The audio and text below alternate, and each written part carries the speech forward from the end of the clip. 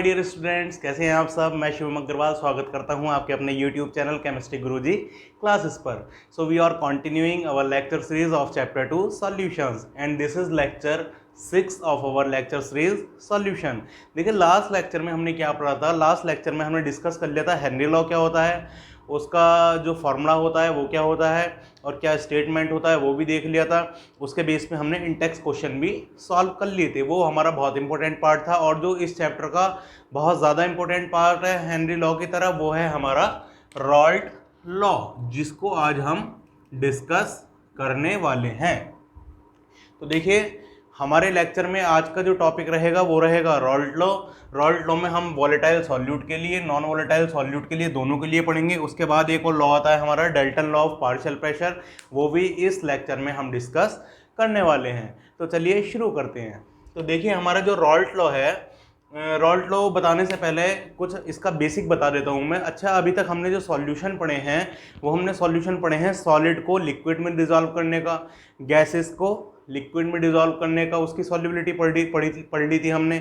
लेकिन क्या हमने लिक्विड लिक्विड सॉल्यूशन पढ़े? लिक्विड लिक्विड सॉल्यूशन अभी तक नहीं पढ़े। तो देखिए लिक्विड लिक्विड सॉल्यूशन में क्या होता है, लिक्विड ही हमारा सॉल्वेंट होता है और लिक्विड ही हमारा सॉल्यूट होता है। अब बात यह है कि लिक्विड हमारा वॉलेटाइल भी हो सकता है वहाँ पर और नॉन वॉलेटाइल भी हो सकता है। वॉलेटाइल और नॉन वॉलेटाइल, ये दो टर्म मैं यूज़ कर रहा हूँ। क्या क्या? वॉलेटाइल और नॉन वॉलेटाइल, ये है क्या? तो वॉलेटाइल और नॉन वॉलेटाइल मैं आपको बता देता हूँ क्या होती हैं। वॉलेटाइल होती हैं मेरी, जो वॉलेटाइल उन सब्सटेंस को हम बोलेंगे जो भी सब्सटेंस रैपिडली, बहुत जल्दी से एनवायरनमेंट में वेपराइज हो जाते हैं, उनको हम क्या बोलते हैं? Volatile substance. मतलब रेडली वेपराइज हो जाएं वो सब्सटेंस क्या कहलाएंगे? हमारे वॉलेटाइल सब्सटेंस। और जो रेडली वॉलेटाइल मतलब वेपराइज ना हो पाएँ उन सब्सटेंसेस को हम बोलेंगे नॉन वॉलेटाइल सब्सटेंसेस। तो देखिए वॉलेटाइल सब्सटेंसेस हमारे सॉलिड भी हो सकते हैं, लिक्विड भी हो सकते हैं। सॉलिड हमारा कोई कोई वॉलेटाइल होता है और ज़्यादातर वॉलेटाइल नहीं होते, लेकिन लिक्विड ज़्यादातर हमारे सारे ही वॉलेटाइल होते हैं। वो बात अलग है कि कम वॉलेटाइल हो कोई लिक्विड और कोई लिक्विड ज़्यादा वॉलेटाइल हो। सॉलिड में वॉलेटाइल का आपको एग्जांपल बता देता हूँ। जैसे हमारा कैम्फर होता है, नेफ्थलीन होता है। कैम्फर मतलब कपूर, उसको एनवायरनमेंट में रख देते हैं तो कुछ समय बाद वो उड़ने लगता है, नहीं उड़ने लगता है, तो वो हमारा वॉलेटाइल सब्सटेंस है। ऐसी हमारी नेफ्थलीन बॉल है। नेफ्थलीन बॉल को आप कपड़े में दबा के रखते हैं, बाद में नेक्स्ट सीजन में देखते हैं तो वो गायब हो जाती हैं। कैसे गायब हो जाती हैं? क्योंकि वो हमारा वॉलेटाइल सब्सटेंस है। ठीक है, अब लिक्विड का एग्जाम्पल देख लेते हैं। लिक्विड का एग्जाम्पल ध्यान से समझेंगे। जैसे कि हमारा पेट्रोल हो गया, पेट्रोल को अगर हम खुले में रखेंगे वो हमारा वेपराइज हो जाएगा, नहीं हो जाएगा? तो रेडली वेपराइज होगा। और वो किसका एग्जाम्पल आएगा फिर? हमारा वॉलेटाइल लिक्विड या वॉलेटाइल सब्सटेंस का एग्जाम्पल है। ऐसे ही हमारा स्पिरिट है, स्पिरिट भी हमारा वॉलेटाइल सब्सटेंस है, उड़ जाता है वो। ठीक है, इसी तरीके से वाटर भी अगर हम कंसिडर करेंगे, देखिए वाटर भी हमारा वॉलेटाइल है, लेकिन पेट्रोल के कंपैरिजन में अगर हम देखें, पेट्रोल के कंपैरिजन में वाटर हमारा कम वॉलेटाइल है। ऐसा नहीं है कि वाटर हमारा वॉलेटाइल नहीं है, वाटर भी हमारा वॉलेटाइल है। अगर उसको एनवायरनमेंट में रखेंगे तो जल्दी से नहीं उड़ता, लेकिन उड़ तो जाता ही है, फिर भी कम तो हो ही जाता है उसका लेवल। तो ज़्यादातर सारे लिक्विड हमारे वॉलेटाइल होते हैं, लेकिन कुछ लिक्विड हमारे बहुत ज़्यादा वॉलेटाइल होते हैं और कुछ लिक्विड हमारे कम वॉलेटाइल होते हैं। तो ये थी हमारी वॉलेटाइल सब्सटेंसेस की बात। तो ये है हमारा वॉलेटाइल और नॉन वॉलेटाइल का मतलब। उसके बाद हमारा आता है रॉल्ट लॉ। तो रॉल्ट लॉ ने यही बताया, जो हमारे लिक्विड लिक्विड सॉल्यूशन होते हैं उनके रिगार्डिंग रॉल्ट ने अपना लॉ दिया। रॉल्ट ने क्या कहा, जो हमारा प्रेशर होता है किसी भी लिक्विड का प्रेशर, वो उसके ही मोल फ्रैक्शन के प्रोपोर्शनल होता है। The pressure of any liquid in solution is directly proportional to its mole fraction।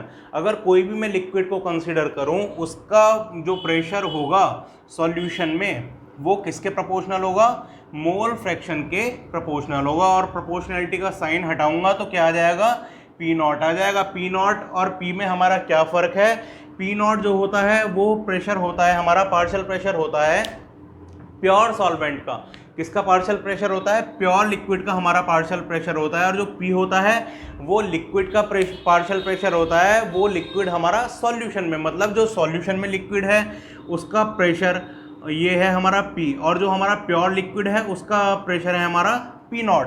देखिए P नॉट कैसा आया, आप कहेंगे जी प्रोपोर्शनलिटी का साइन हटा के P नॉट कैसे लगा दिया, तो ये भी आपको मैं बता देता हूँ। देखिए हमारा क्या था, P is directly proportional to X था हमारा, ठीक है। अगर मैं प्रोपोर्शनलिटी का साइन हटाता हूँ तो कोई भी हमारा कांस्टेंट आता है, मान लीजिए मेरा K कांस्टेंट आ गया और ये आ गया हमारा KX। अगर मैं बात कर रहा हूँ प्योर कंडीशन की, जब तक वो सॉल्यूशन नहीं बना तो उस टाइम हमारा जो प्रेशर है वो सॉल्यूशन में नहीं रहेगा, इसका मतलब प्योर लिक्विड का वो प्रेशर रहेगा, और प्योर लिक्विड का प्रेशर हमें पता है किससे डिनोट कर रहे हैं हम, P नॉट से डिनोट कर रहे हैं, ठीक है। तो अगर मैं प्योर कंडीशन की बात करूं, जब तक हमारा सॉल्यूशन नहीं बना तो उस टाइम उसका प्रेशर रहेगा हमारा P नॉट, और जो हमारा X रहेगा, X हमारा रहेगा 1, जो हमारा मोल फ्रैक्शन है, मोल फ्रैक्शन क्या रहेगा, मोल फ्रैक्शन रहेगा हमारा 1। ये भी मैं बता देता हूँ आपका मोल फ्रैक्शन 1 क्यों रहा, क्योंकि मोल फ्रैक्शन का फॉर्मूला होता है हमारा, मोल फ्रैक्शन का फॉर्मूला होता है हमारा X is equals to Na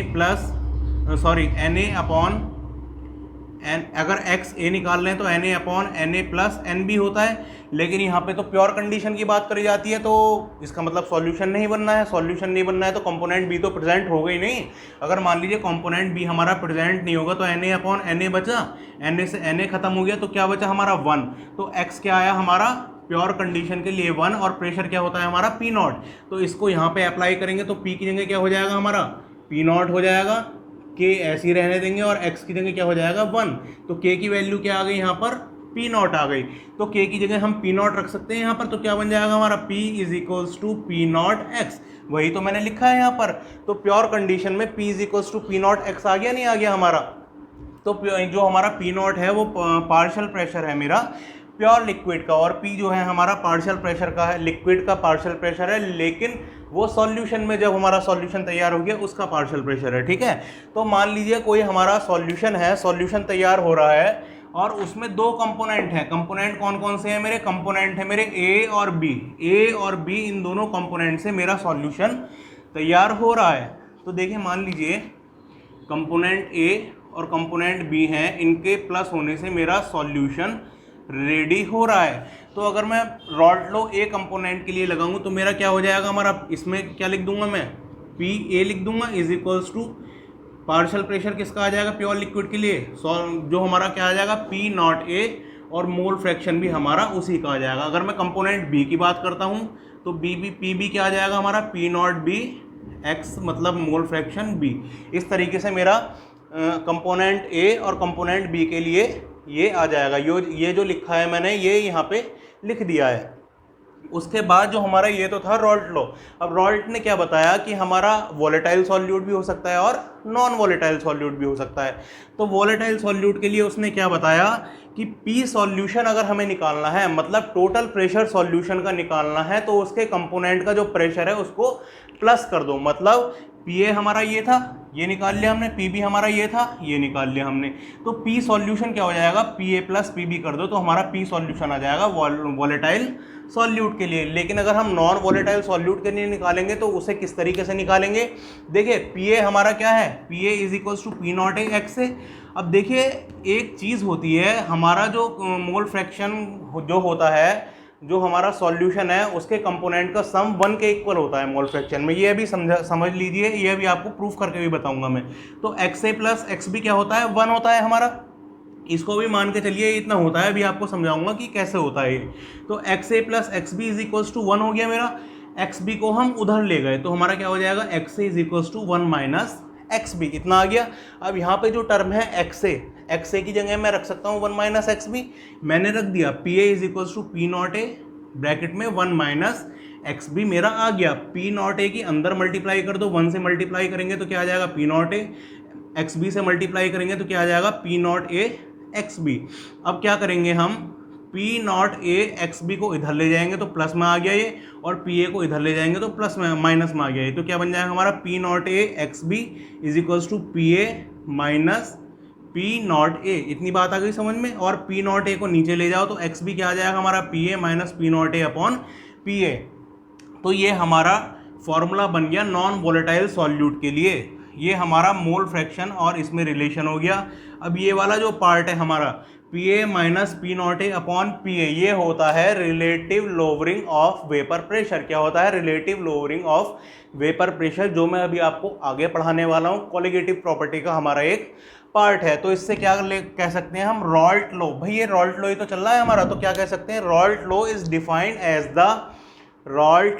defined as the relative lowering of vapour pressure is directly proportional to its mole fraction of the solute. या ऐसे भी बोल सकते हैं, Raoult law is defined as the mole fraction of solute is directly proportional to the relative lowering of vapour pressure. तो इस तरीके से इसको कह सकते हैं। अच्छा, जो मैंने यहाँ पे आपको बात बताई थी, x A plus X B 1 होता है, मतलब कंपोनेंट का जो मोल फ्रैक्शन होता है उनका सम कितना होता है? 1 होता है। तो इसको प्रूफ कैसे करेंगे? इसको प्रूफ भी मैं आपको करके दिखा देता हूँ। इसको प्रूफ करेंगे हम, रेड पेन से कर देता हूँ। देखिए कैसे प्रूफ करेंगे। जो हमारा मान लीजिए दो कंपोनेंट हैं ए और बी, ये हमारे दो कंपोनेंट हैं। तो अगर मैं एक्स ए की बात करूं, तो क्या हो जाएगा मेरा? Mole fraction N A upon N A plus N B, ये मेरा मोल फ्रैक्शन हो जाएगा। और अगर मैं एक्स बी की बात करूं तो मेरा क्या हो जाएगा? N B upon N A plus N B. इतनी बात आई समझ में? और अगर मैं X A plus X B ले लूँ, X A plus X B, कितना आ जाएगा हमारा? दोनों को ऐड कर दो, N A upon N A plus N B plus N B upon N A plus N B. इतना आ गया हमारा।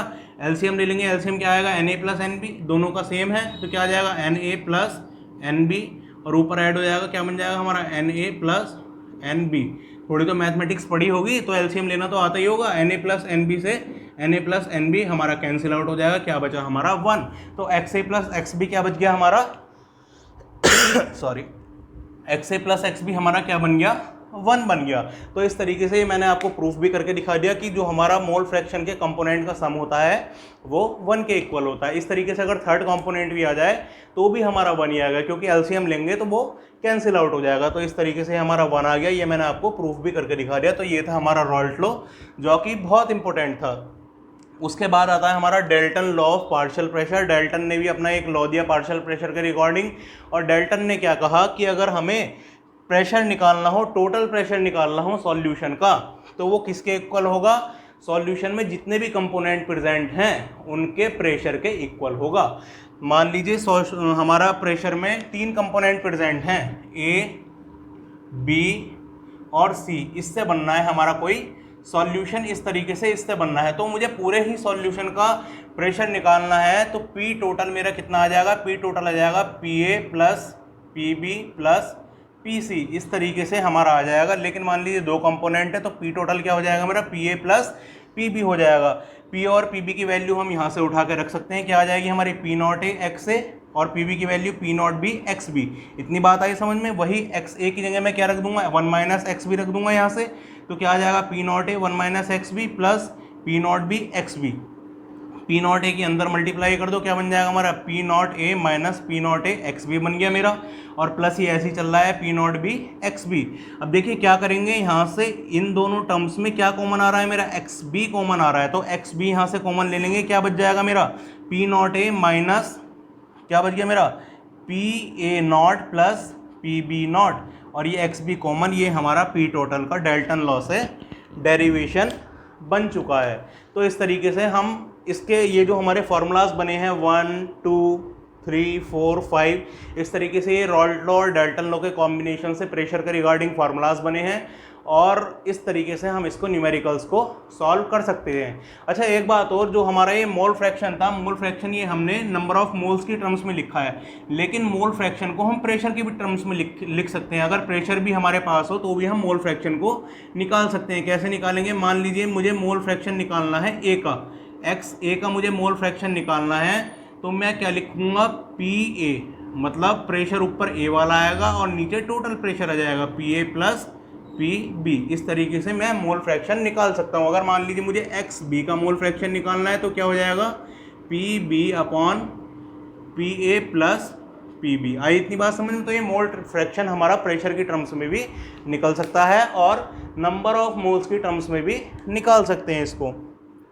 तो ये थी हमारी डाल्टन लॉ और रॉल्ट लॉ की बात, जो कि बहुत ज़्यादा इम्पोर्टेंट है। अब एक क्वेश्चन कर लेते हैं रॉल्ट लॉ के रिगार्डिंग, जो कि आपका एनसीईआरटी का इंटेक्स क्वेश्चन है। तो इंटेक्स क्वेश्चन मैं आपको यहाँ पर करा देता हूँ, और एक क्वेश्चन जो कि इंटेक्स क्वेश्चन है जो मैं आपको अभी यहाँ पे करा रहा हूँ, वो क्वेश्चन मैं ऊपर यहाँ पर अटैच आपका कर दूंगा। तो देखिए क्वेश्चन कुछ इस तरीके से है, the vapour pressure of pure liquid A and B. क्या दे रखे हैं? दो लिक्विड दे रखे हैं, ए और बी आपके दो लिक्विड दे रखे हैं। इनका वेपर प्रेशर प्योर लिक्विड का कह रहा है, मतलब प्योर लिक्विड मतलब पी नॉट ए और पी नॉट बी कितना कितना कह रहा है? ये कह रहा है 450 एंड 700 mmHg। ये हमारा प्योर लिक्विड का वेपर प्रेशर कह रहा है। उसके बाद क्या कह रहा है? Find out the composition of the liquid mixture if the vapour pressure is 600 mmHg। जो हमारा टोटल वेपर प्रेशर है, टोटल वेपर प्रेशर कितना कह रहा है? ये कह रहा है टोटल वेपर प्रेशर हमारा अगर हो जाए 600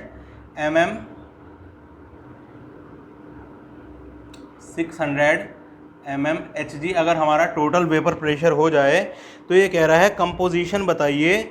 लिक्विड मिक्सचर की भी हमें कंपोजिशन बतानी है और उसके वेपर फेस की भी हमें कंपोजिशन बतानी है। तो देखिए किस तरीके से करेंगे इसको, बस वही सिंपल अप्रोच लगाएंगे। हमारा ये पी टोटल दे रखा है, पी टोटल क्या होता है हमारा? पी टोटल होता है हमारा P A plus P B होता है हमारा पी टोटल। अब देखिए पी टोटल को हम इस तरीके से पी ए की जगह हम क्या रख सकते हैं भाई? चलिए पी ए की जगह हम क्या रख सकते हैं? P not A, Raoult law क्या था हमारा? पी ए की जगह हम क्या रख सकते हैं? P not A X A. क्या रख देंगे हम? P not A X A, और पी बी की जगह P not B X B. ये हमारी बात आ गई समझ में आपको? तो इसकी जगह क्या रख देंगे हम? P not B X B. अब एक्स बी की जगह मैं यहाँ से X A plus X B is equals to 1 है, एक्स बी की जगह 1 माइनस एक्स ए लिख सकता हूँ यहाँ से। तो क्या हो जाएगा हमारा? P not A X A plus P not B 1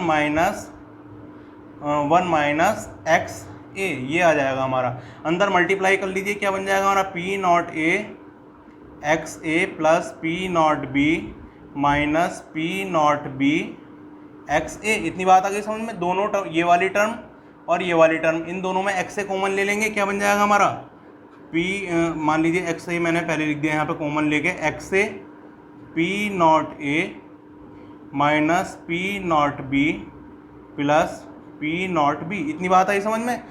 ये क्या चल रहा है यहाँ पे? पी टी चल रहा है शुरू से। अब आगे इसका मैं इधर कर देता हूँ थोड़ा सा हूँ। अब मैं क्या करूँगा, जो हमारा एक्स ए है ये वाली टर्म ऐसी रहेगी और ये वाली टर्म इधर माइनस में चली जाएगी। मेरा क्या आ जाएगा? P T minus P not B is equals to क्या आ जाएगा? एक्स ए, और क्या चल रहा है यहाँ पर? पी नॉट ए और माइनस पी नॉट बी। इतनी बात आ गई समझ में? अब देखिए एक्स ए को अकेला कर लो, बाकी सब नीचे ले आओ, क्या आ जाएगा हमारा? P T minus P not B upon P not A minus P not B.